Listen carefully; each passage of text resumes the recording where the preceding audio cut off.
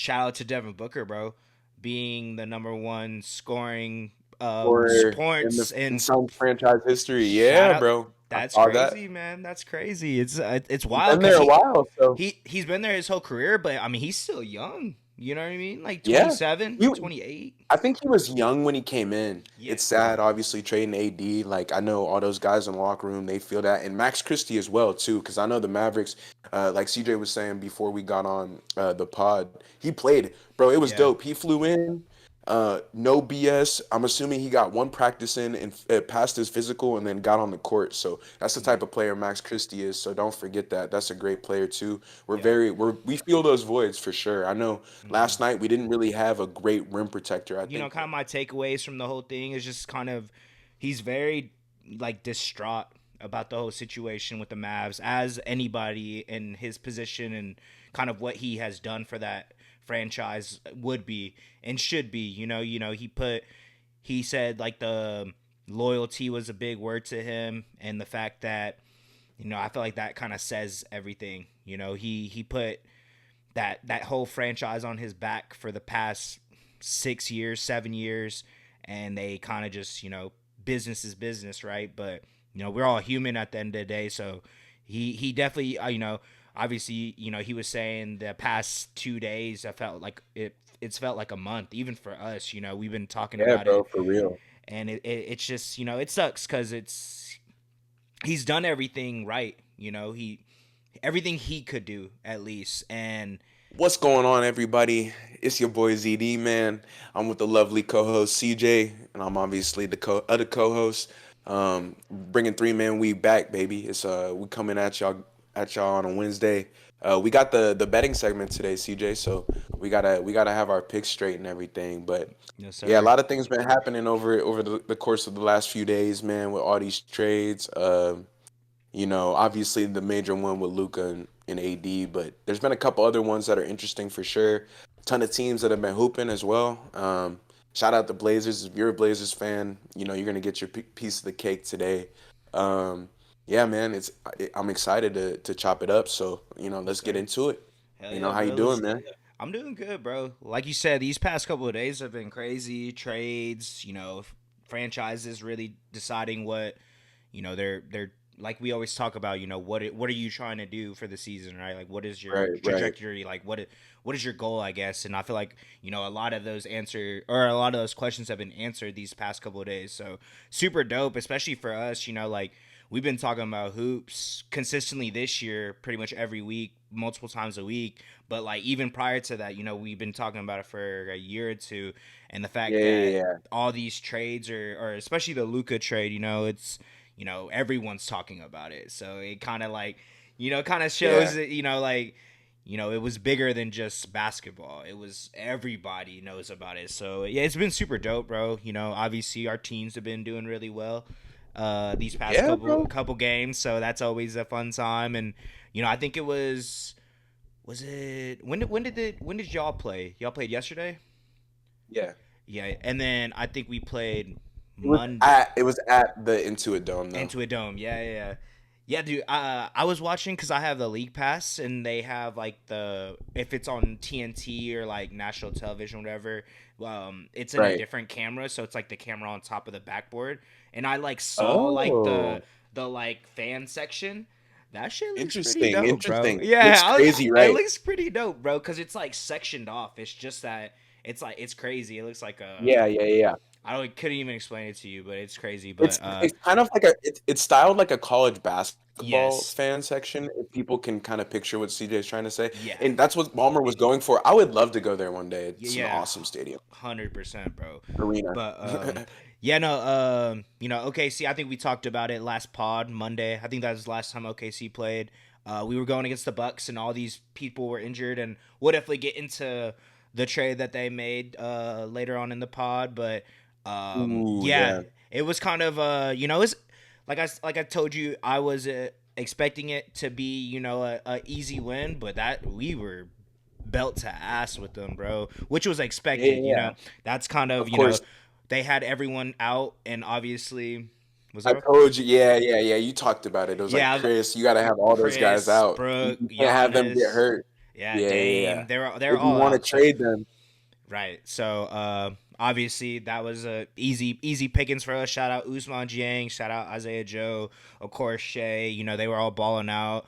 But yeah, no, bro, it's dope. You know, especially that's kind of been like I was telling you. We were talking about it. I think when you came in person, we were kind of struggling to get like the wins that the teams that we should beat. Like they were a lot yeah, closer than yeah. what they should have Right, been. the So Jazz, yeah, Jazz, Blazers. I Blazers. remember. You know what I mean? So it's of course you're not gonna be blowing out every single team, of course, but if you're better than them, it shouldn't be that close. And I think that was kind Right, of it should be what I was trying to years. tell Right. you and like the audience as well. But no, yeah, it was a great game, man. Don't really have much to say about that, but I know we played the who we play tonight, bro. The I'm Suns, the and I Suns, think duh. you guys, yeah, yeah, yeah, yeah. The y'all are like 12-point favorites. I Yeah, mean, yeah. they KD's have out. people in though.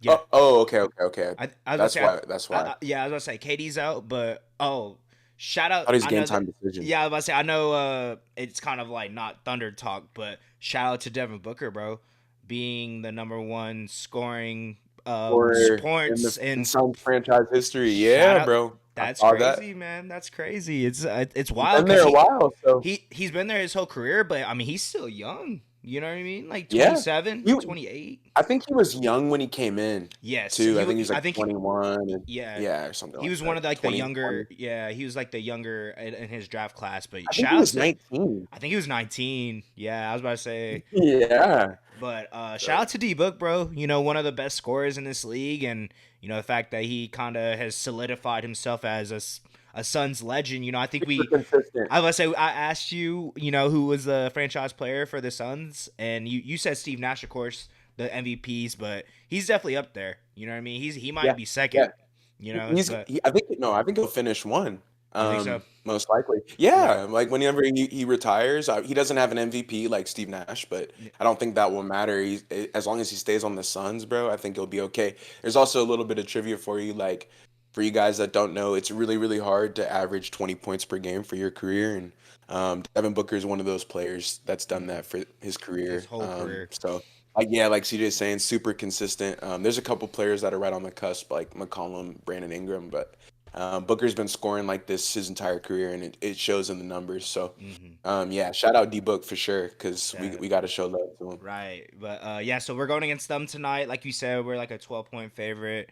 Um I'm not On the expect road though, on the road. right? Yeah, I was about to say, yeah, I'm not expecting us to win by 30 or nothing. I don't even know if like I feel like it's going to be a pretty close game, especially with Book. I think Book's playing, right?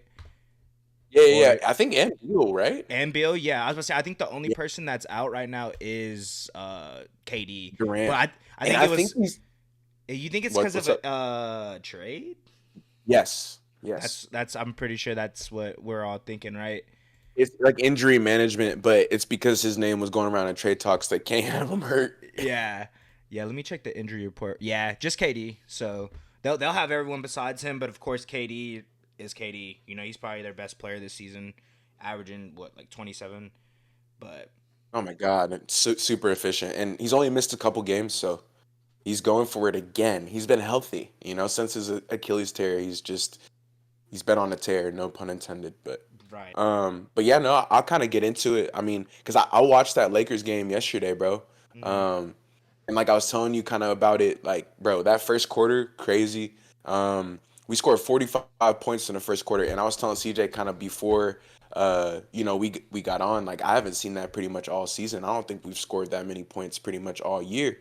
Hmm. And it's been interesting because our net rating's been improving, kind of without AD, and recently we traded him. So it's kind of interesting how that works because he was hurt, and for the last week or so, like we've kind of been playing without him, and we've actually been playing better. So I mean, there's not really much to say about that other than I'm really excited for Luka to be here. I mean, you guys have heard the news by now, I'm sure, even if you're not a basketball fan. At this point, it was just dope to see him on the bench. I remember the camera kept panning to him. Obviously, they couldn't, they talked more about the Doncic trade than the game, honestly. Um, Facts. Yeah. but outside of that, it was crazy. Just seeing Luca, obviously, I'm gonna re explain it for the audience too, because CJ ain't here, but I want to make sure I'm talking to CJ. But I'm gonna say this for you guys before CJ comes on. But yeah, nah. So essentially, we won the game, guys, 122-97. So we blew out the Clippers. The Clippers have been on a run too. They've recently been one of the better teams in the NBA. Just the arrival of Luka Doncic, I feel like, had us juiced up. Like I said, 45 points in the first quarter. LeBron finished with 26 points. I think like 8 assists. A couple rebounds in there as well. Austin Reeves, Gabe Vincent. Who else? Rui Hachimura too. Man, Rui was going off. I think that's another great Rob Pelinka trade that's not really going to get talked about too much. But people forget whenever we traded for Rui. Kind of like, in my opinion, the Wizards were stupid for that because I felt like he could be an instrumental franchise player to this day to what they're doing. But the Lakers were able to swoop in and take him and really, again, foster him into the player that he's become. He's a way more efficient scorer. He's been able to handle the ball a lot more as well. Kind of going into the Clippers struggles, they didn't do too well. I think they shot poorly. I think James Harden finished with like 7 points, and unfortunately, whenever JH gives you 7 points, there's not really much you can do. I alluded to this earlier with CJ. We shot lovely from deep, man. 18 to 37. I mean, what can you say, bro? If we're shooting threes like that and guarding the way that we did, I've been telling you, bro. If our defense is able to improve, and really slow them down. I mean, the Clippers were missing open shots, but we were still rotating on defense. Like I was saying earlier, before CJ kind of had to go. I mean, we were just juiced up because Luka was there, right? Mm-hmm. So kind of getting into the third quarter. I mean, Jackson Hayes had this crazy lob from LeBron, and LeBron had this and one. And I sent this clip to CJ. It was pretty cool. He just, he flexed, and then he looked over at Luka. He said, "This is what we gonna do here." And like, bro, like that's what we've been doing recently, and Mm-hmm. it's sad, obviously, trading AD. Like I know all those guys in the locker room, they feel that, and Max Christie as well too, because I know the Mavericks. Like CJ was saying before we got on the pod, he played, bro. It was Yeah. dope. He flew in, no BS. I'm assuming he got one practice in and passed his physical, and then got on the court. So that's the Mm-hmm. type of player Max Christie is. So don't forget that. That's a great player too. Yeah. We feel those voids for sure. I know Mm-hmm. last night we didn't really have a great rim protector. I think the Clippers were allowing us to kind of, they were bailing us out basically because they were taking a lot of threes. Threes. Norman Powell, yeah, Norman Powell was going off. CJ's been saying it all season. He probably should be an all star. Mm-hmm. We couldn't really guard him. I think it was interesting because I was thinking about it in my head. I was like, damn, if James Harden was having a better game, this would be interesting for sure. But I think whenever you put Luka in the mix later with that as well, it would have been still the same kind of Right. performance. Because I feel like when you add his points in there and his rebounds and his assists, it kind of changes the complexity of the game. Um, Obviously I'm excited, but I'm more proud of the way we've been playing over the last month. And I was with the OP team yesterday, but I was talking to Los about it. We were all kind of talking about kind of the top five teams in the West right now, and that's one of my that's my squad. You know what I'm Mm-hmm. saying? And I can't complain. I've been saying it all season. I feel like we're a playoff team, and now we've made this instrumental move to our franchise and our future. I have a couple questions for you actually. Yeah. I don't know if you saw this interview with LeBron, but a reporter had asked him. He was like, "Yo, so what do you think about trading Luca for AD and kind of like the focusing on the future instead of right now?" Mm-hmm. Did you see his answer on that? No, I didn't. What did he say? Okay, so he said he said just like this. He said, "What's the problem with focusing on the future?" And I love Mm. that. I love that answer, man, Yeah. because at the end of the day, that's as a Laker fan, that's what I've been telling you we need to focus on.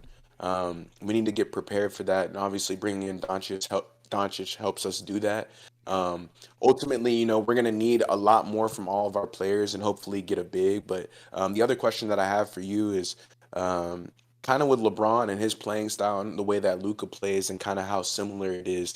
Do you think it'll be like a 1A, 1B type thing, or do you think it'll be Luca the alpha and then LeBron the beta? And obviously LeBron's a basketball savant, so he'll figure out how to be a number two. It'll be the first time in his career where somebody else on the court is might be better than him in his current stage. And so, how do you feel about that, and how do you think the Lakers will react to that?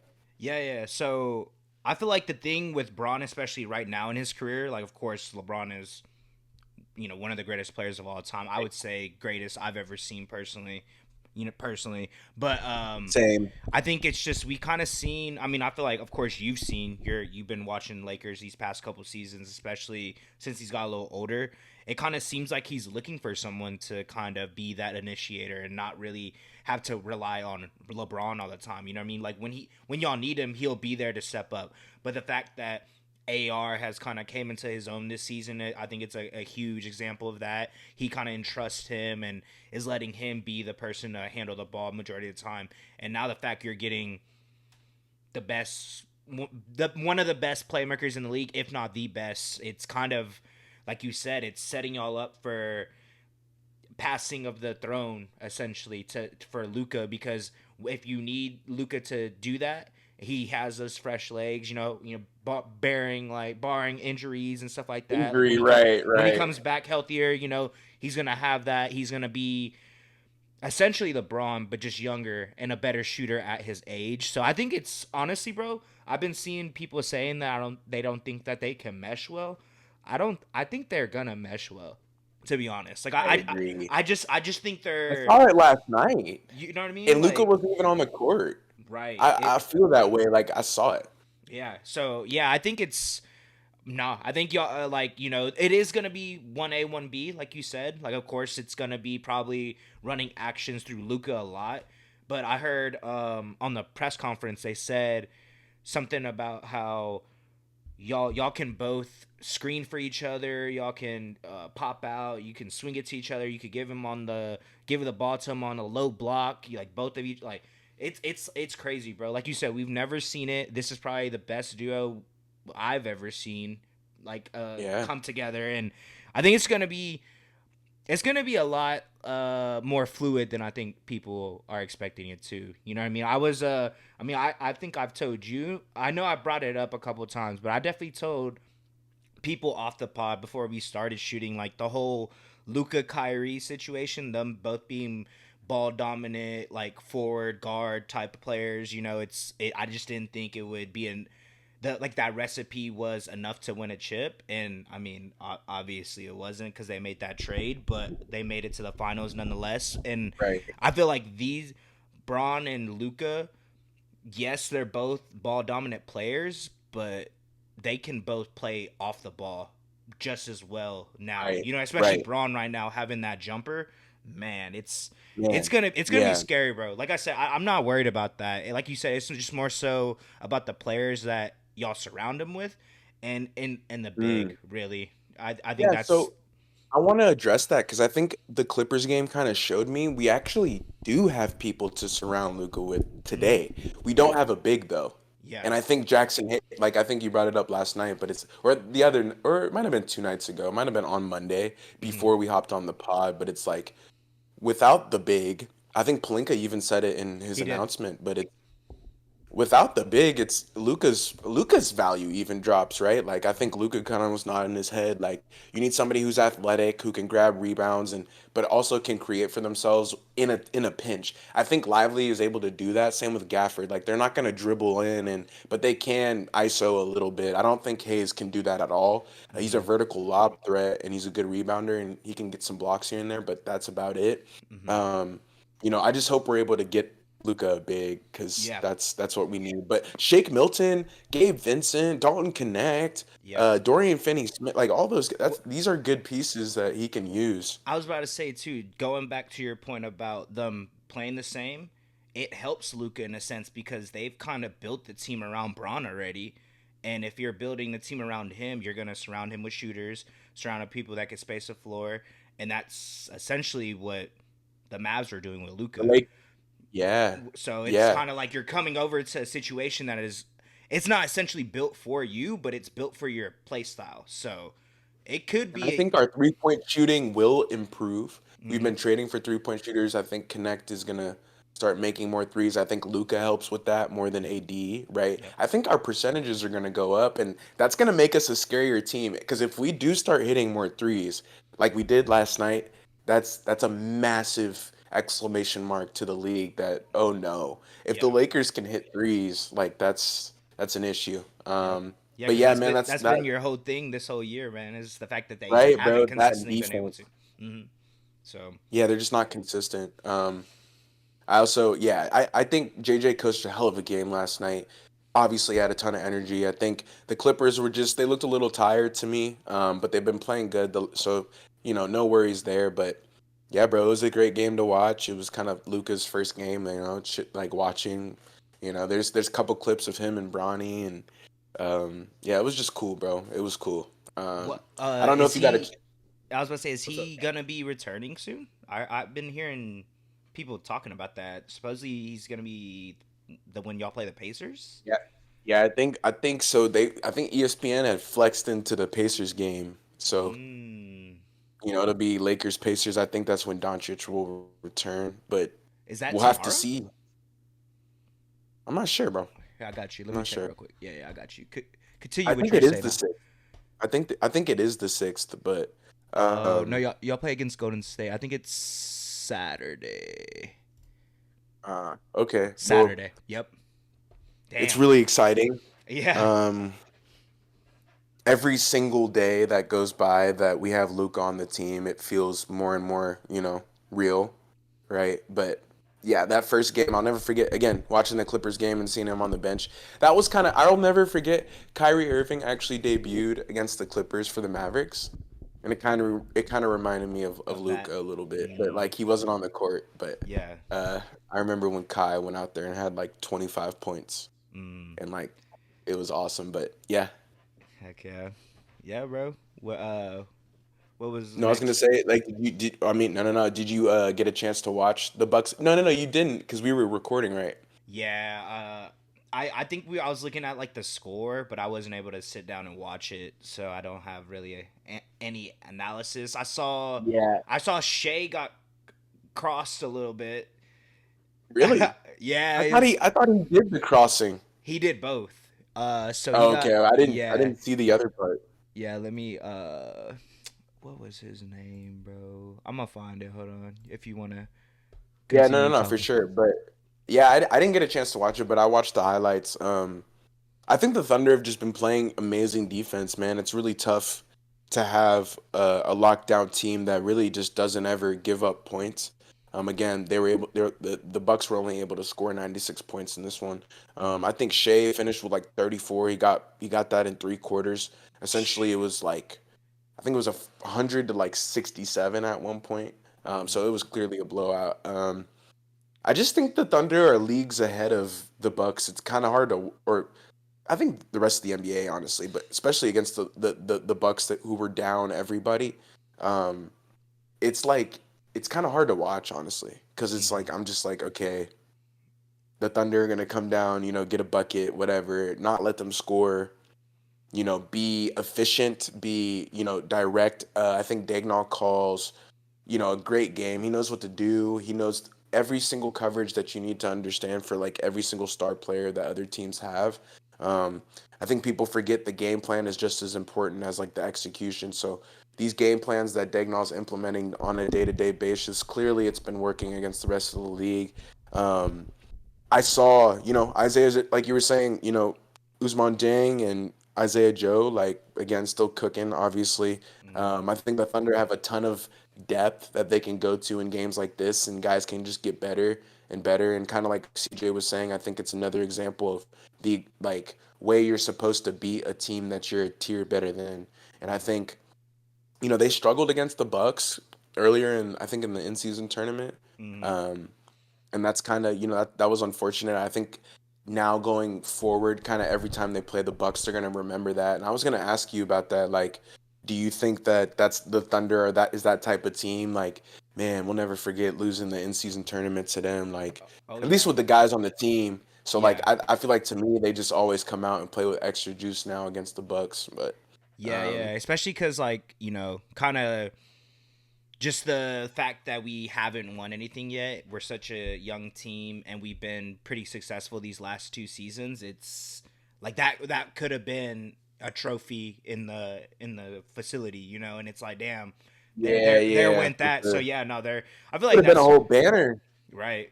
That's what I'm saying. So it's crazy because we are we've been successful, but we have nothing to show for it as of late. You know what I mean? Besides Right, the right, right. dubs and the stats and Cool. But I think they're always gonna have that mentality. I think really with any team, bro. Besides obviously the Mavs, they've been really the only team this season that's had our number. They beat us or three times, I think. So besides them, it's kind of like anytime we come out, it's we're gonna be thinking about like the past games that we played against them. What are we gonna do to not let that happen again? So Right, right, essentially. Yeah, and I think yeah, obviously when they're this undermanned, it's hard to talk about. I think right, the Thunder are just so dominant. They can score, they can defend well, they do everything well. But yeah, kind of going into our next thing, I think obviously whenever players get traded, right, there's going to be intro pressers. I think it's cool how the Lakers got out Luka's statement pretty quickly, but yeah, I'm waiting on the Mavericks. I know Zach LaVine already had his introductory press conference, so kind of going into Luka's. I know me and you both watched it.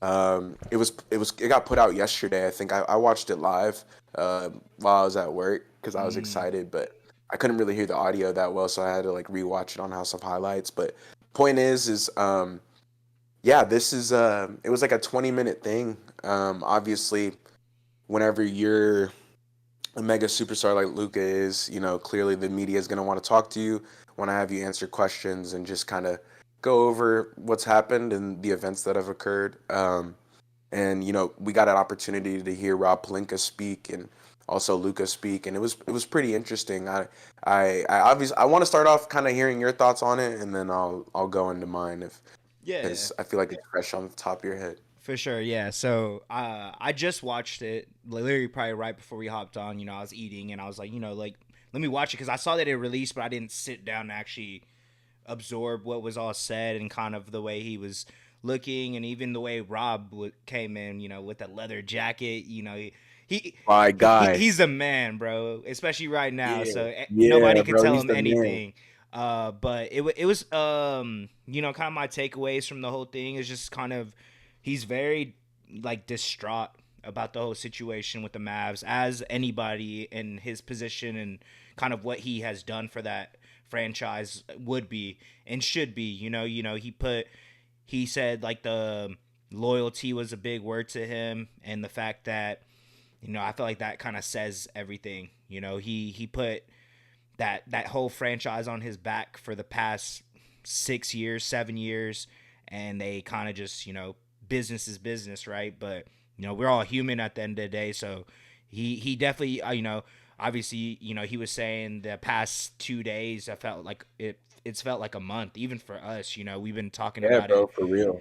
and it's just it sucks because he's done everything right. He everything he could do at least, and that's kind of my main Yeah, takeaway. And it kind of just his mentality. You know what I mean? He was as anyone should. The Lakers are one of the most successful franchises in the league. Global icons. All the legends that have played. He kept bringing that up. right. So he's hoping he can add like another banner for y'all, and it was super dope Talked about because Kobe and Gigi. Dude, that's how he opened it. And right when he said that, it just reminded me of you when you said it.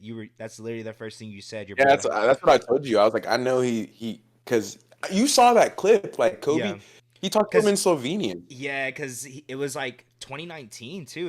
It was like a Yeah, while ago, yeah. bro. He But he he was was still like getting to it. he was Yeah, like he was like, man, I'm just I was surprised that Kobe even knew my name and the fact that he was speaking in Slovenian and it's super dope, bro. It's like a full circle moment for Luka. Obviously, it sucks that it had to happen this way, but like you said, he's like, man, I just wish I could see everything happen because yeah, of course. he knows that he's gonna be doing whatever he can to try to get bringing y'all another chip, and it was super dope, bro. But yeah, that's kind of my main takeaways, bro. Just really him. Okay, It just really hurt him as it would with anybody. It's like, man, I I gave like my that. heart and soul to the Mavs, and they kind of just traded me Yeah, away. I yeah, I think I love that you allude to that because I think it's important for the audience to understand. Like, yeah, he was like very like he was just hurt, and you could kind of tell in his body language, but ultimately Plinka started off I'll kind of just go through it so people get a summary. Like people, obviously, whenever you walk into one of these things, like I was saying, there's a bunch of people. You sit down, whatever. They kind of asked who wanted to speak first. Palinka decided to grab the mic. It was kind of awkward, but he kind of introduced what was going on in the events that occurred. Right. He thanked AD. He started off, and Yeah. this is why I like Palinka. Like I know you saw the beginning. Like I'll start from the top. Like he literally thanked Christie and AD, and that's why I was telling you, like kind of on this pod, but just in general, like if you do business that way, you got to kind of make sure that you show remorse a little bit, right? I think Hmm. it's kind of hard to punt those dudes out the door whenever you were telling them, yeah, you're gonna be the core to our future and all these things that didn't end up happening. So be it. You thank Nico and the Mavs organization, obviously, for making this trade because it takes two to tango. Um, if you guys don't know, if you haven't heard, this trade, I guess, was initiated over some coffee. According to Nico, they just had coffee and they were just talking basketball, and I guess this is what you get of it. But yeah, he was talking very highly of Luka. I think a reporter kind of asked him what was the reason why you made this trade, and kind of like what do you think the type of player that Luka is, and what can he bring to the Lakers like franchise? And he gave a great answer, and he just said, we feel like Luka is obviously an instrumental part to our future, and we're going to make sure we do all the right things to build around him and make sure that he feels like he has the pieces to bring the Lakers a championship. And ultimately, that made me really happy hearing that as a Lakers fan, because I think it is important now that we kind of do go all in on the chessboard with Luca and kind of what he needs and fit the team around him, because this is the plan. Like I was telling you, this is kind of the future, and he was alluding to that. So yeah, that's kind of how he started it off. Like CJ was saying, he was wearing this fly leather jacket, kind of just taking questions. But yeah, I think he also he did a good job of explaining the situation. So he kind of mentioned. Just he got this question that was cool too. Hey, do you feel like you're under pressure right now under these certain circumstances? And he answered with a great answer. He said, I've been under pressure since I took the job, right? I think being a Laker kind of already comes with having pressure, and he alluded to that too. So I think it's good. It's good hearing that as a true Laker fan, because obviously CJ is just watching it from a above perspective, but like I'm biased, but like I want to hear him talking about the ins and outs of the business and like how he's doing on the day to day. I want to hear his answers, if he's like unconfident, confident, if he's not sure, sure. And he sounded very confident. I think CJ can agree with that as well. He alluded to how he was going to help and let JJ kind of foster the community and the camaraderie that he's trying to build. He's handing JJ the keys and kind of letting him do his thing on the coaching side, and he's handling like the operation side. But kind of going into what they were talking about with Luca, man. I mean, when you're in LA and it's your first time and it's tough, you're fresh off the plane. I think it was tough, man. A lot of those reporters were grilling him with hard questions about the Yeah. Mavericks. Hmm. Like CJ was saying, I think that's kind of I think the media can impact your mood. Obviously, as the questions got kind of deeper, I could see him kind of sink into his chair a little bit, because they did ask him some tough ones. Like, did you ever think this would happen? You were going to sign a supermax. Did you want to leave? And he was just kind of answering truthfully. He said, obviously, he thanked the Lakers for having him be here and wanting him. And he was excited, like CJ was saying. Obviously, he shouted out Kobe and Gigi, but was just alluding to also LeBron. LeBron hit him up and made sure he was doing well, and his excitement to play with Bron and be a Laker, and how he's always, he said clubs, but he was like, yeah, the Lakers have always been one of the better teams in the NBA, and he's excited to play for us. And obviously, the Mavericks didn't want him. It's sad, right? I think that's what CJ was kind of saying, but he kind of alluded to that and how he was kind of blindsided by all of this, just like us. He didn't know kind of what was really happening, and like CJ said, he thought it was April Fools whenever the trade went down, but ultimately it's real, and like Luca's excited to be in the building. I think getting a guy like this is just massive for our franchise. And the press conference, I think, went kind of long, obviously, but when it's a player of this magnitude, it's really important. So that's kind of like the overall summary of what happened. My overall thoughts about it is I'm really excited, one, but two, I think I'm just intrigued to see what happens in the future. I think we need to make a move for a big. Plinka alluded to that in this press conference as well. Specifically said that we need to make a move for the big, and kind of the reporter asked him, "What do you see in a big that would be effective for having with Luka?" And he answered, "An athletic one, somebody who's competitive, somebody who wants to, rebound and box out and do the dirty work." I think those are all great answers. So yeah, I think just seeing Plinka's confidence kind of gave me confidence in my team going forward. Overall, though, I'm really excited, and like I said, I'm intrigued just by what we're gonna do in the future, and hopefully this works out. Like I've been telling CJ kind of off camera, this is probably the biggest trade in NBA history. So we're in uncharted territory. I did want to ask you one question from this. Do you think this trade sets a precedent for kind of how teams should do deals? I think Palinka alluded to how he thanked Jeannie Buss obviously for keeping this under wraps. Kind of everybody staying quiet about this. What are your thoughts on that? Because that doesn't have anything to do with the Lakers.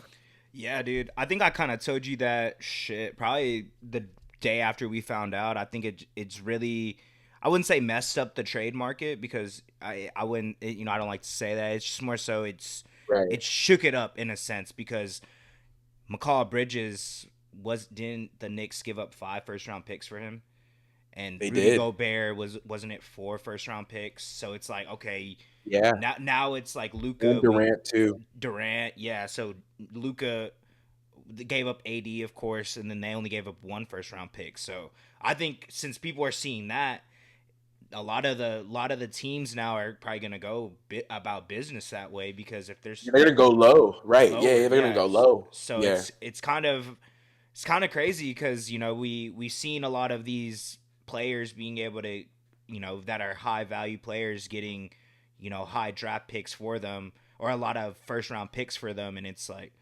you probably can't do that now because we just saw Luka this past middle of the season last year, whatever, future 2 years ago, whatever it may be.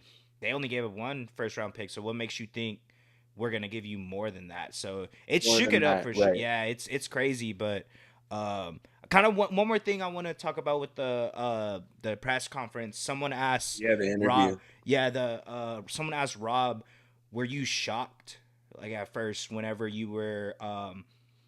Nico came up to you with the whole like trading for Luca, and I liked what he said because he brought it into like basketball like player terms. He said, when Luca gets blitz, he's calm, he's cool. He's like that's how I went about this trade. Like when something like this comes up, you have to go Exactly. about it a certain way. So that's how I went about it. Can't So panic, yeah, right? You can't get excited, right? yeah, so it was cool seeing that because for us, we're super into it. So like we kind of think like what, like how what was the interaction Right, between that? But you do when you're that high up. You're in a general manager, executive. It's like you do have to be calm. Not not on the court per se, but in those meetings when you're having with these other teams. When something comes like that, you can't be overjoyous and be like, "Oh, what? Yeah, let's yeah, fucking right, go! right. I want Luca." Yeah, Yeah, because then they're exactly. they're 'Cause gonna that's see like, gonna "Oh, they're you." gonna be like, "What?" Like Yeah, that's sketch. You're right. right. So it was cool that he kind of brought it into like players' term because He's obviously a sly guy. we He's a we sly guy. he definitely is, bro. And I'm not gonna lie, like I haven't really seen a lot of like interviews and stuff with Palinka. He's He cold, bro. cool, bro. I was gonna Yeah, say you he's gonna rock one of him, bro. yeah. I Yeah. like the way he's a fly guy, bro. And it's cool that he, like I said, brought it back into something as a consumer we can kind of like Relate base to. relate to. Yeah, Right. we see the stuff that Luca has to deal with every night basis, but we don't see the behind the scenes what like GMs are having to deal with. So I like that he Right. brought that Or up. So owners, it was a executives. cool perspective. So no, yeah, just Totally. huge, A bro. lot of good info in there. I Hmm. suggest, we'll probably put the link in the description, but you guys Right. can watch it. It's on House of Hmm. Highlights. It's edited. It's 20 Hmm. minutes of your time. You can just pop it in whenever you're working. You don't have to watch the video if you don't Yeah, want yeah. to. But Right. it's just cool to hear them talk about it. And I think the depth, the answers. that Palinka gave are more in depth than the ones that Luka gave. I think, like CJ was saying, he's feeling shallow, pretty probably emotional, probably tired. So Luka's answers aren't super drawn out, but Palinka gives lovely insight into Hmm. kind of what he was thinking, the events that occurred, and yeah, how he feels about the situation. So I got a question for you though, kind of going into our next segment. It's interesting. Did you see what Ant said about this trade? Yes, I did see what he said. Wow. Okay. It's Yeah. crazy. Facts. Yeah, So he, it's yeah, he said nobody's safe. He said, yeah. bro, if they traded Luca, man, that's crazy. Yeah. He's like, well, I don't know their GM's name or their executive's name, but he was like, please let me know if you're gonna trade me. I was like, damn. I was Yeah. like, that's crazy. Yeah. But For sure. I don't, yeah, that was, it's crazy that, that's kind of what this whole situation has put all these stars in like their mentality, like, damn, no one's really safe, but yeah, I saw that. Yeah. Facts. But yeah, talking about the T Wolves, we haven't chatted about them yet. Obviously, I think we've talked about them kind of at length this season in certain topics. With Ant and Randall and Gobert, but man, I'm kind of I'm a little bit skeptical of what they're doing, right? I think they initially made the trades for DiVincenzo and Randall thinking it was going to make their team a lot better on offense, and I'm going to be honest, they only average about 110 points a game. I think that's 21st in the NBA, so their offense really hasn't improved that much. And to make those trades, obviously give up Cat the way that he's been playing for the Knicks, it's kind of tough for me to see their future and where they're going to go from here. Um, Recently, though, they played like 500 basketball. They're 5-5. They recently lost to the Kings without. I don't think Fox was there. No Levine either. I was Mm, watching that game and it was interesting. They started to make a run at the end and Ant was hooping, but they just don't have enough offensive firepower right now to me to really be a contender right now. And it's hurting them. I think they have a great defense. They've always been able to rely on. I mean, Chris Finch has always instilled a defensive mindset into the teams that he's coached, and the Timberwolves have that. I think they're what uh, what does it say? I think they're like fourth or fifth best in the NBA, if I'm mm. not mistaken. Defensively. They only allow Mm, like 109 points a game, which mm, is really good, yeah. obviously, in today's NBA with the amount of offense that there is. So I know you probably haven't watched a ton of Timberwolves games unless they're on prime time, but Mm, what I've seen from Ant is a lot of ball dominance, a lot of shooting threes this year. I think if you're a Timberwolves fan, that can make you happy, but that can also make you angry in certain ways. I think he's getting good practice for whenever they do kind of figure out the pieces. And obviously, in my opinion, I think they should trade Jaden McDaniels while the value is still high, but that's another question. That's another story. But yeah, I think Ant's kind of working on his game right now. He's trying to figure out, okay, how can I be an initiator? How can I create for others? Because Julius Randle can't really do that. If you guys don't know, he's still kind of doing the same stuff he used to do on the Knicks, kind of putting his head down, not really providing a ton of assist value, which is fine because he's not really that. He's more of a scorer and a rebounder, but it would be nice to see him get 5 or 6 assists. But Ant has to be that guy where Mike Conley's getting old, right? I shouted him out. I think he's an awesome, Grizzlies franchise player. Like I think he's done a lot of amazing things for his career. He's also, I think, the first player in NBA history to make $200 million. So that's a bit of trivia. But yeah, he is on the way out. So they're gonna need to find a point guard. I think Rob has played awesome over the last few games. Me and CJ have always thought Rob Dillingham was good too. He's just kind of mm, tiny, but if he yeah. can figure out kind of how to be a good scorer, that's all. That's all that they need. If he can hit threes, hit floaters, and play okay defense, and again, him being on the Timberwolves actually helps him because he doesn't need to play that great of defense because they're already good. You got Mm, Gobert standing back there, so if he does get blown by, like Rob is okay. yeah. But yeah, they're gonna have to focus on the future. It's not gonna happen this year. Um, I think if you're a Timberwolves fan right now, you're kind of in a question mark stance. You don't really know if you should be, excited because of what you're seeing from Ant. I think Ant's had a pretty good year this year, especially from three. Mm, That's really exciting to see him jacking threes and hitting them at a high clip. I think that's kind of what I think, in my opinion. I don't know. No, I would say CJ would agree with this. I think that's kind of what we were all wondering from Ant kind of what's the next step in his game. He's always been able to dunk on people, create offense, but was he going to be a knockdown shooter? And you guys are getting that answer. I think he can do that. Now, if DiVincenzo and Randall don't end up working out, I don't really know what you guys have from. If you're a fan, like I was saying, I don't really know what you guys are going to have for the future. And I think that's kind of why I brought up trading Jaden McDaniels. Even though he's a great defender, I think you guys can get better assets and maybe a good player from that as well. That'd probably be the only player that I would trade right now on the Timberwolves' current roster because I think every other player is either A, untradeable, or B, doesn't have a ton of value. Um, but yeah, every single Timberwolves game I watched, super slow pace. So no transition offense, which is kind of interesting because last year they played a lot faster and now Mm-hmm. they're playing a lot slower. I think it's just because of the players that they brought in, and the offense that they're trying to work with Ant and make him an initiator. It's just tough for them to get out and run. But I think they needed to do that more to improve. Like I said, over the last 10 games, only 5-5. So they're just playing 500 basketball right now. So it's kind of eh. I don't know if you Right. have any more thoughts to add, but that I think to me has kind of been the story of the Timberwolves season. They're not competing this year for a title like supposedly they were last year. I think them beating the Nuggets was kind of a fluke last year, honestly. But hey, to each their own. But yeah, what are your thoughts if you have any? But if you just agree, Yeah, yeah. I was just gonna say, kind of going back to what you were saying about Ant. Of course, we knew what he can do offensively, slashing, even on the defensive side. When he locks in on that. But what's really been impressive for me is a 3 point, and like you said, as a probably a Timberwolves fan, that's you're either one side or the other because he is chucking up a lot of threes, but he's hitting them at a high clip. So that's great to see. Like you said, whenever they get the pieces around him, that just added another. He's a 3 level scorer now. You know what I mean? That's kind of been exactly, exactly. something that we were always questioning if he would be able to consistently hit the threes. And I mean, like you said, we seen it this year. I think for the future, maybe even for this rest of the season, after All-Star break, I would like to see him. Obviously, the players on the team has a lot to do with it, but just kind of being able to facilitate a little bit better, play make for his other teammates around Yeah, him. Of course that's the that next thing he has to that I would do. say that's the next step, and then that's when he'll hands down be. I mean, he's arguably the best All right. shooting guard in the league, but if he could add that to his Yeah, game, that's when it takes him to a different level. And you know what I mean. I think going back to what you're saying about Rob, he is a great player. We've been known this offensively, spark plug, and I think that's kind of where they should try to mold his game into. Coming off the bench, trying to right. be a 6 man of the year candidate. I think that's kind of his trajectory. Exactly.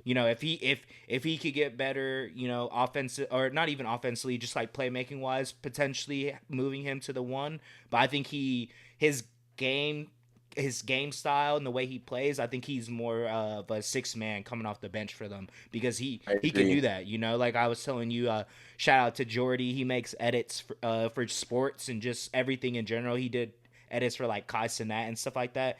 He his caption for it was "You make it look easy," and then it was like a post game interview of Rob, and the interviewer had asked him, they're like, "Man, like what's been going on? Like you've been doing really well these past couple of games. Like you just make it look easy," and he was like. Man, I'm not gonna lie. It is kind of easy for me. Easy. So I Yeah, think that bro. kind of just kind of like a Jamal Crawford type of player. Oh, the Spurs traded Rob Dillingham, by the way. They sure did. And I'm just kind of surprised they did that because he's good. Yeah, he's So really good. yeah, he's good. Like you're saying, if they can mold him into a 6 man Jamal Crawford type, I think that's a lovely, Lou I Will or think something. Rob, yeah, and Rob can take after Trey Young. Like Trey's small, but he Hmm. still can be an initiator and shoot Hmm. threes and be efficient.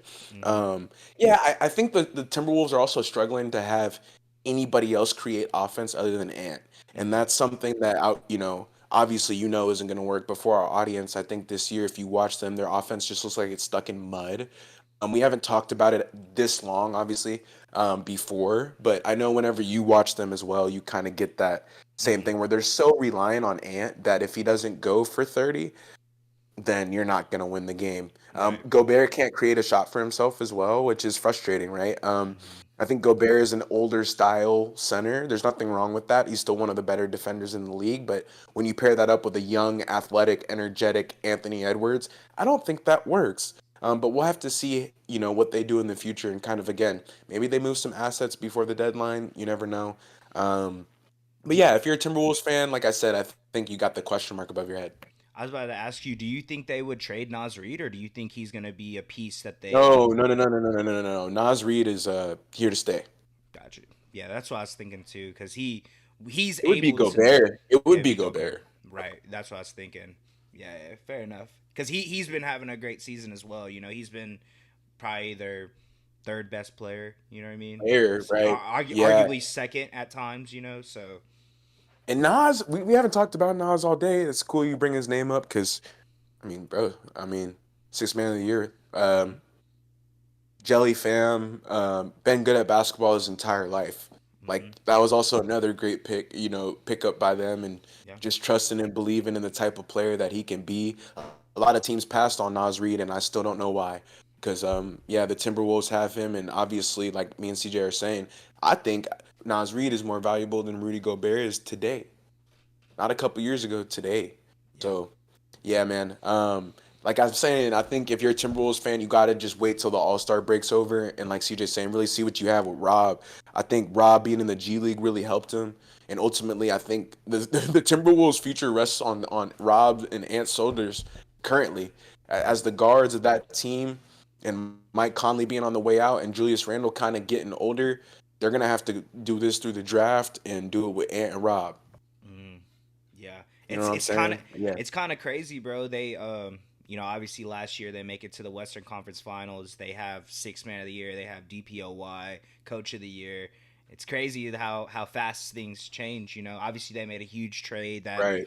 that looking back at it is probably a huge reason why they aren't as successful as they are this year. But I think that kind of just goes to show, bro. Like your window in this league to win a championship is not big at all. So you kind of have to strike while the iron's hot. So that's kind of what this whole season for me has kind of shown for the Timberwolves at least. Yeah, I think that's a perfect segue into our next team. I think the Pacers are doing that, right?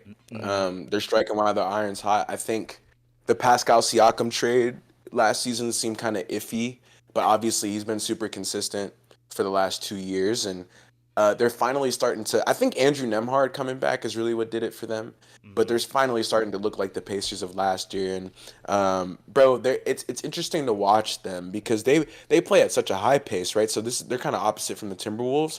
They play with pace. They're called the Pacers for a reason. But playing with Tyrese Halliburton, Mathurin, obviously even TJ sometimes, but just more of the younger guys, like seeing them get up and down. Obi Toppin, obviously, they just have a lot of athleticism and youth, and clearly they've been able to use that over the last 10 games. I mean, looking at it, bro, they've been secure. I think they got 9 wins, bro. I think they're 9-1 over the last 10. I think Yeah. so. They've been hooping. I think they've been the best team in the league. If you're a Pacers fan right now, you're feeling pretty good. I think you were feeling good about your team last year, though. I think you know the question for me is whenever Tyrese Halliburton is healthy, okay, like how far can the team actually go, right? I Mm-hmm. think I don't. I was gonna ask you, do you think the Pacers can win the finals this year? No, I don't think they can No. win the finals. So yeah, so this is that's what leads me into this next question is like it's fine that you guys are playing great right now. I think me and CJ wanted to talk about it because we don't talk about the Pacers much, and you guys are playing great. But my question is more about the future and the direction that you guys are headed in to really build an NBA Finals team. To me, I don't know if that's the current roster that you guys have right now. I think you need another big probably or another wing. Wing, In my yeah. opinion, yeah, another wing. Just in my opinion, when I watch the Pacers and Miles Turner has these slow games, and Obi Toppin can't really create off the Great. dribble like that. It's really tough whenever Siakam and Halliburton are obviously drawing two, maybe even getting hedged and blitzed and stuff, and there's nobody else to really do anything. And ultimately, I know that hurts their offense. Recently, obviously, over the last 10 games, it hasn't. I think Mathurin's played awesome this season. Last season he wasn't that good, but this year he's awesome, and also another Canadian. Yeah. Um, But I think it's exciting, man. When I watch the Pacers, bro, it's like they just get up and down. They're not really a great defensive team. They haven't been over the last few seasons. That's not really who they are. But I think that they can continue to outscore people and play with the pace that they do. They're going to have a lovely second half of the season. And this is kind of I think this is indicative of what they can do, right? I think I was telling CJ this on another pod, but it's like people can't forget about the Pacers, right? Pascal just recently had like 38 points, I think, against the Detroit Pistons. Obviously, it's not like a super crazy opponent, but just still having that on your team, the firepower that they have on offense, I think it's amazing, bro. I think if you're a Pacers fan, like I was saying earlier, you're really excited for the future. But my question still remains: is this really a finals team in the current set that they have? I I think Obi Toppin just needs to develop a little bit more. I think Andrew Nemhard, in my opinion, is better than Obi. Um, I just feel like Andrew Nemhard can create his own shot a little bit better than Obi can. But I think Obi just needs to develop kind of the off the dribble stuff. Benedict Mathurin needs to develop into a better creator. I think Tyrese Halliburton is obviously their best player, but just what happens when he's not having a good game and Siakam can only give you 20 points, that's kind of what worries me about the Pacers' current roster. But ultimately, every time I've turned on the game recently for them, they've just been winning games, and I think Rick Carlisle has them playing at the way, like with the camaraderie that they need to continue to have success and kind of the success that they were having last season. They're trying to emulate that. I think. Despite their offensive success, they still have a ton of things to clean up on defense. Ultimately, how you win a finals is with defense. I don't know if they'll ever go to the finals, even though making the Eastern Conference Finals last year, they weren't able to beat the Celtics because they weren't able to guard. And that's frustrating, right? You need players who are able to do both, right? Score and defend. And I think with them allowing, I think it's like 116 points on the season per game, you're going to have to outscore them, right? And that's kind of why I'm talking about their offensive success is because they understand that yeah, we're going to have to just outrun these teams and just outgun them because we don't really have the defenders to be able to cover that up. Miles Turner continues to kind of drop off as a rim protector. Unfortunately, he gets dragged out further and further from the paint. The more and more bigs that can shoot threes come into the league, so that makes sense. But yeah, man, I just think they need to improve their defense to really have an opportunity at being a real playoff contender this season. Ultimately, though, they've been resilient, bro. They've been resilient. I think people were talking shit about them, especially in the first half of the season. But now it's really quiet. I think if you're a Pacers fan, again, you're really excited about the future, but you're excited right now. I think you guys can compete in the playoffs. We'll have to see how your team performs during then. Yeah, yeah. I think the main my main concern with the Pacers is obviously the game tends to slow down a lot come playoff time, and it becomes a matchup. Who are they going against? I've talked to you about it. I've talked to Rue about it. That team last year. It's crazy. We're talking both of the two teams that we talked about so far made it to the conference finals the last year, but Crazy. it was kind of like a lot of injuries, which is a part of the game, but they were just able to beat teams that were kind of beat up, and it reminded me a lot of when the Hawks did, and I feel like with them doing that, it kind of has not like a false hope because obviously your team is good, but like you keep saying, is it good enough to win a finals? And I don't think so, just because of the players that they have. If, like you said, if Tyrese isn't going off or if he's not able to get his game going, like who else is going to be the person to put the ball in the basket? And that's kind of it come playoff time, they're going to lock in on Tyrese, lock in on Pascal, so they're going to have to rely on those other players, like you said, Benedict Mathurin, Andrew Nemhard, even McConnell. He'll probably have a good game in the playoffs, but I just don't think defensively they're kind of lacking a lot, and it's kind of like I don't think they're gonna be able to get like a free agent unless they just give him the Right. bag. But they've obviously given Pascal and Tyrese the bag, Tyrese so the bag. they're gonna They're kind of, probably, yeah, they're deadlocked a little yeah, I was bit. about to say they don't have much to work with, so they're gonna have to build through the draft or find some like a free agent that is able to go out and provide what they've been missing. So kind of a weird And it's spot for frustrating. them, but Yeah, it's frustrating for them, I'm sure. If you're a Pacers, again, you guys just aren't built to beat the Cavs or the Celtics, right? and that's ultimately who you're going to be playing, or the Bucks. I think you guys can beat the Bucks, but um, just those two teams, it's going to be really tough if you guys get to the Eastern Conference Finals and you can't guard.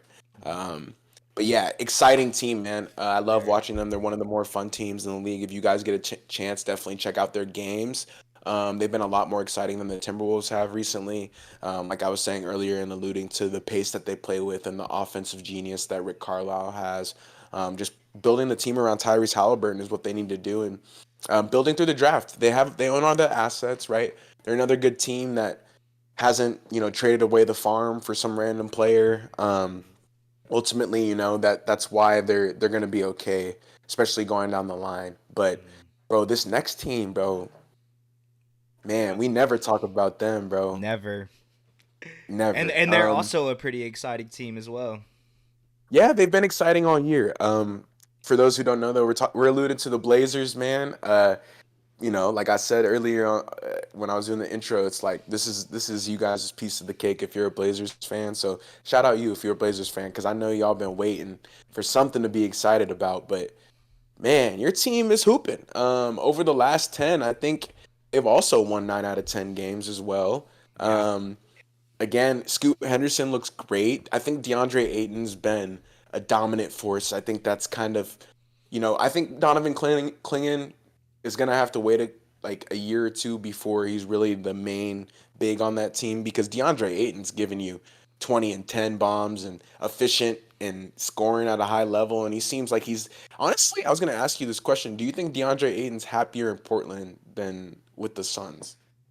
It seems like it, bro. It just seems It like, seems that kind of, way. yeah, because the way that it kind of ended off, it just, he didn't perform well in the finals, and it was kind of like they were pretty much saying that they're not gonna match whoever gives him that contract, and it was kind of like, damn, kind of Right. giving up on your first overall pick, and obviously he's taken a while to kind of get his groove back, but I mean, dominating, bro. I think he had 20 and 20 against the Suns, and I think he said something to D Book. He was like, "Oh yeah, they said I suck.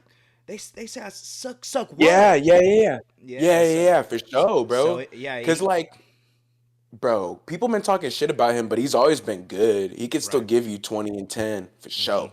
Yeah, yeah. So I think it's it's also just a I wouldn't say better situation per se, but I think this team kind of didn't really have a direction until adding all these young pieces, kind of seeing what they can do, and now that they're seeing that Aiton has been doing really well these past couple games, even past couple weeks, it's kind of like, all right, well, let's figure out how to help him develop his game a lot better. And they're surrounding him with a Right. lot of good players that are really exciting, can score the ball. I think for them it's just more so on the defensive side.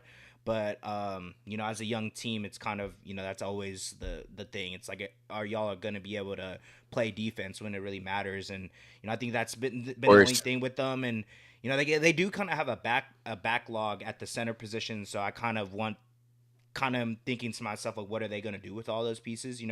Rob Will, Klingon, Aiton.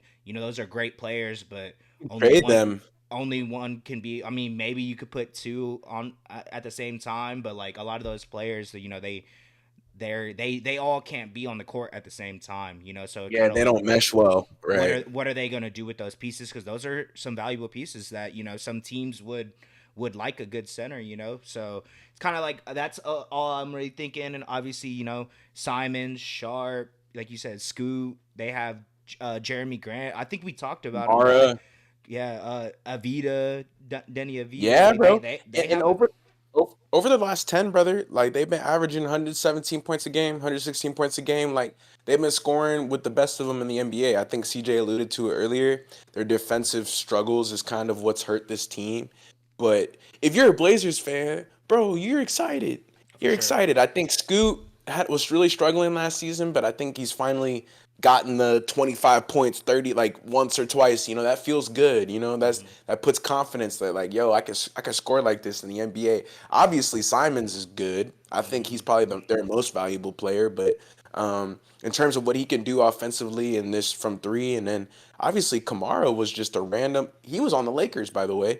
Oh, I didn't know We that. just gave him up. Yeah, we gave him up, and he's been a lovely player for the Blazers. He's been able to defend well. He can shoot the three. He can Hmm. score a little bit. So they have a nice little core going. Yeah. I think for me, the question is though, and it's always been the question with the Blazers because they just haven't climbed the mountain in so long. So I know it's So so long. frustrating, but yeah, how is this team going to win the NBA Finals, right? Like, Hmm. what are the pieces that they're going to put together on this roster, or maybe in a trade, whatever, or with a free agent? I think I think they will have to make either get a free agent in the market or obviously draft a generational type player, just suck really badly. And I think that's really the only hope for the Blazers because I don't see them competing for, the Western Conference Finals this year or whatever. I don't even really see them competing for that in the next 3 years, right? So Right. what are they going to be doing kind of over the course of time to be able to make that a reality? I think Hmm. ultimately they also play fast. They're all young, right? So this core can have a ton of time to be able to build and learn with each other, kind of learn how each other plays and kind of get more used to being a team. I think when guys are so young, they're really just not used to playing with people for years and years on end. Ultimately, bro, I think they're in a great spot right now. They're clearly one of the hotter teams in the NBA, and we never talk about them, so it's only right to talk about a team that's doing well. Yeah, I just feel like with every game I've watched, they recently beat the Suns, like you were talking about, by like a lot, and Hmm. I was watching that game straight through, and they looked great. I think they played with a ton of camaraderie. They were hitting threes. They were also guarding really well. I think that's the thing that CJ was alluding to. Like, I think the Blazers, the reason they've been winning so many games recently is because they've been guarding a lot better. If Hmm. Chauncey Billups can figure out a way to have better defense on, a team that can obviously score, Shaden Sharp, Anthony Simons, like they have great guards, honestly, in my opinion. Hmm. So it's really just the defensive issues that they need to clean up. But if they can do that, I think you're looking at a playoff team. I think they're one of the top 8 teams in the West if they can clean up their defensive issues. And that says a lot about their roster, honestly. I think they've done a great job building around the players that they've chosen kind of as their foundational pieces. Again, Simon, Scoot, Aiton. That's cool. Go get Denny Avdia. Go get Kamara. Go get, make sure Jeremy Grant's on a decent contract. Like, Hmm. just try to make sure you're building a team that is fueled for the future, but can also have competitive games right now. And I think Hmm. that's kind of what you're seeing. So yeah, bro, good stuff. I think it's exciting, man. Obviously, me and CJ don't watch a ton of Blazers basketball, but they've been giving us an excuse to recently kind of get interested in them again. So I'm thankful that I've been able to watch a couple games and kind of get to see Scoot and Anthony Simons. It's been fun. Yeah.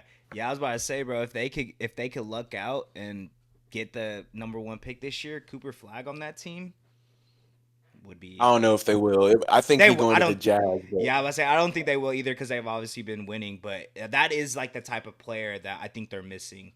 that's the Some. last question for you. Do you think they should start not winning?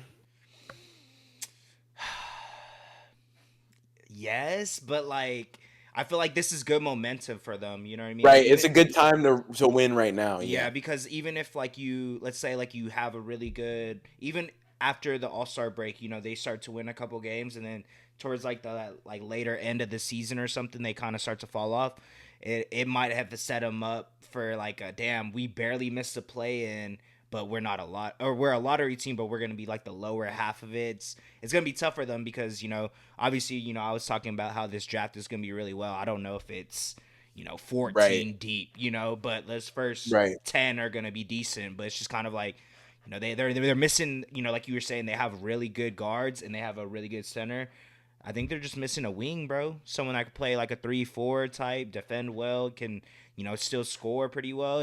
I think that's like their missing piece, and then obviously having all their young guys develop into getting that chemistry better, and then figuring out where exactly they all fit. But no, yeah, like I was saying, bro, super exciting team.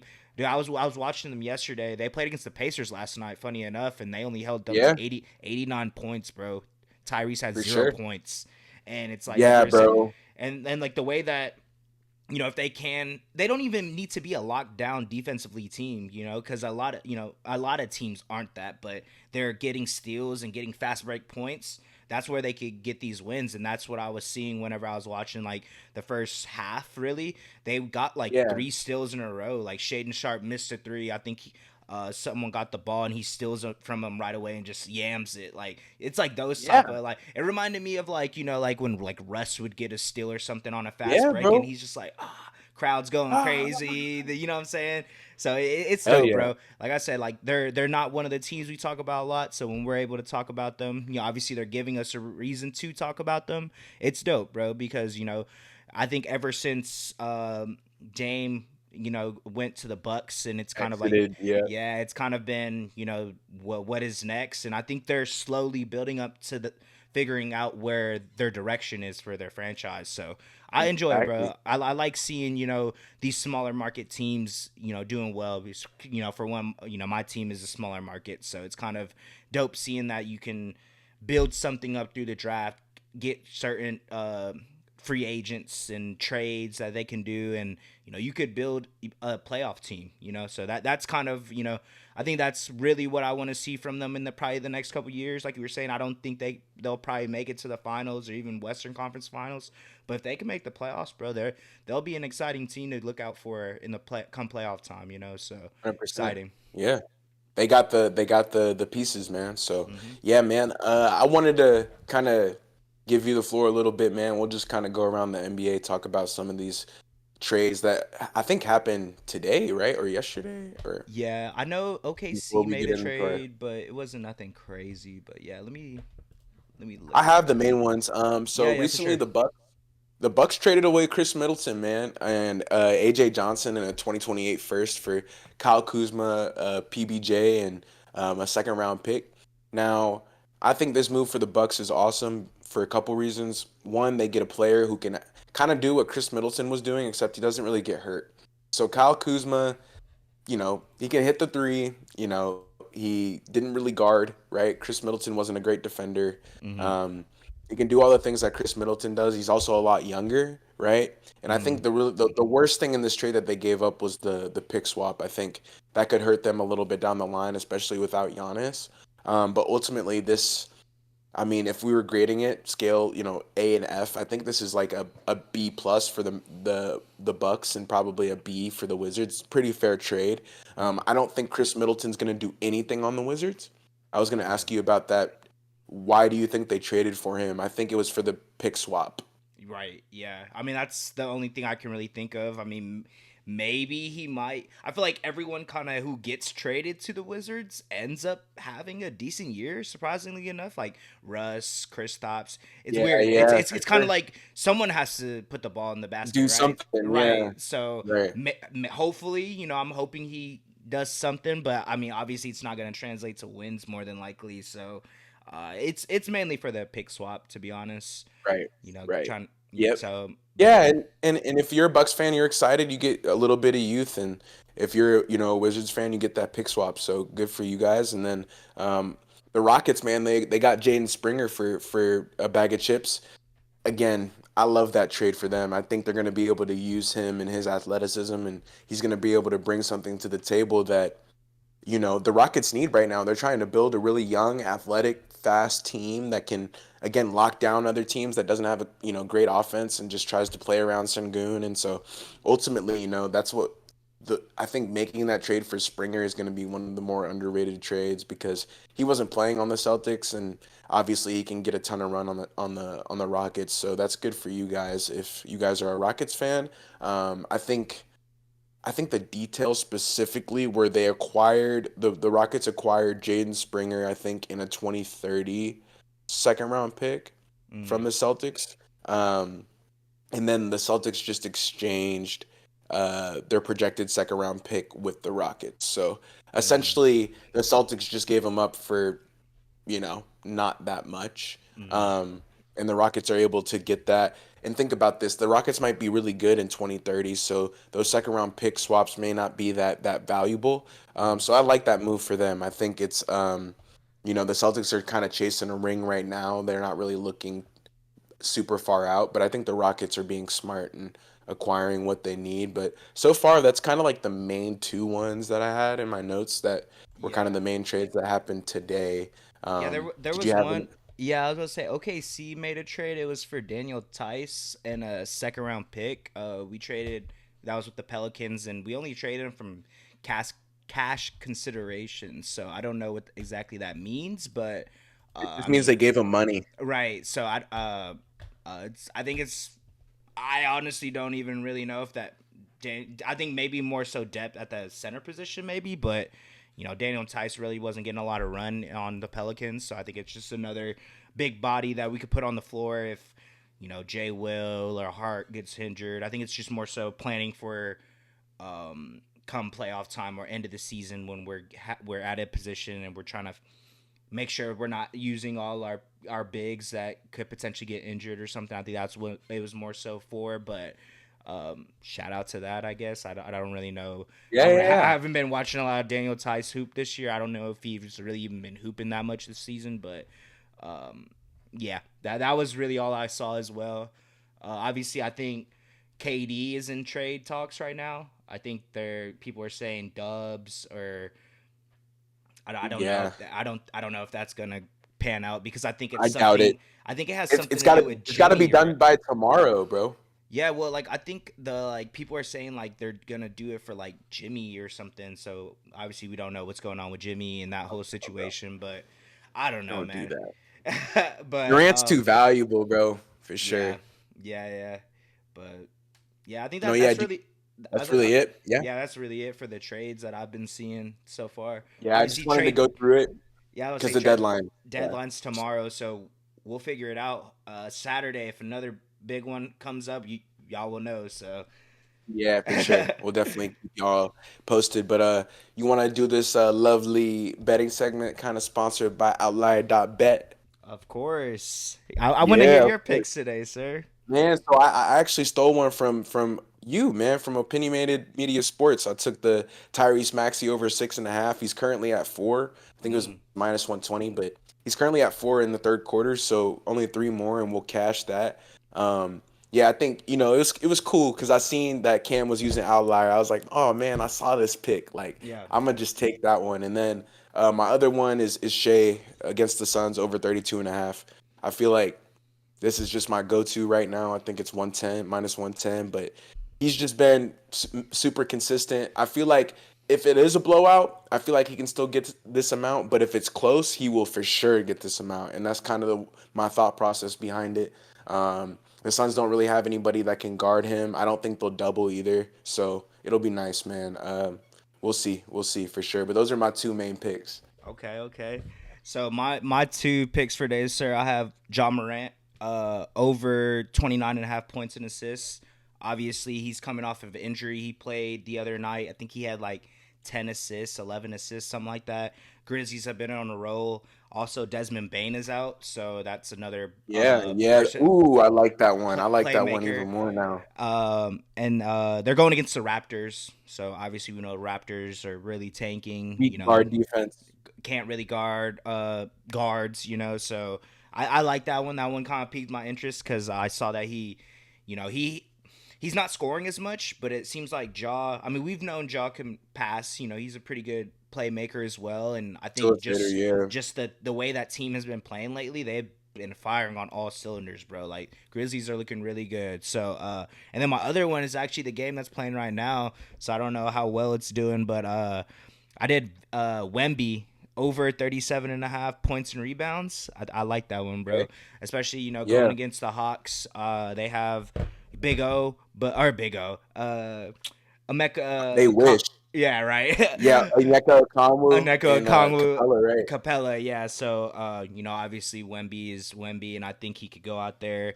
I mean, they're blowing him out right now, but yeah, I just think it was good prop for that because De'Aaron's there. I feel like he'll be able to pass to him, give him some lobs, and make it a little bit Hell yeah. easier for Wemby. So obviously this is their first game together.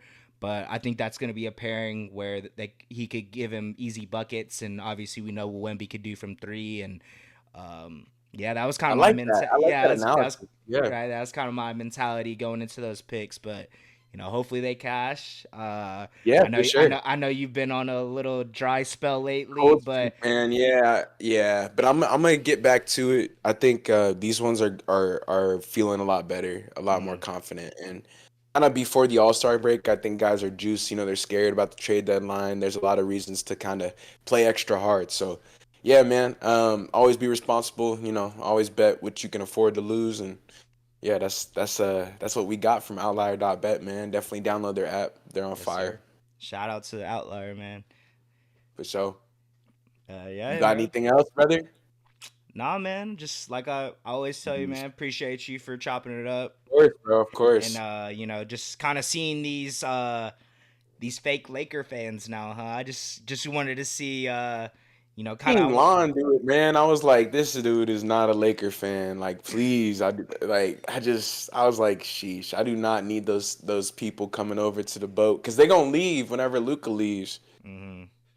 Yeah, I But I've know, been bro. here, bro. Yeah, I'm about to say I know that's especially for you, bro. You're one of the few like diehard Laker fans that I know. So I know it's always it sucks seeing like when your team makes a big move, or for me, like my team's been pretty good these past 2 seasons, and now like seeing all these Thunder fans, so It's all I've love though. At the end of yeah, the day, bro. Like, I want the bandwagons. Y'all can come, but just I'm not gonna like y'all whenever y'all leave. right. Like, it's more fans. It adds more to the puzzle. But yeah, bro. Like you're saying, I think it's tough being a diehard Thunder and Lakers fan, man. We got a lot of bandwagons now.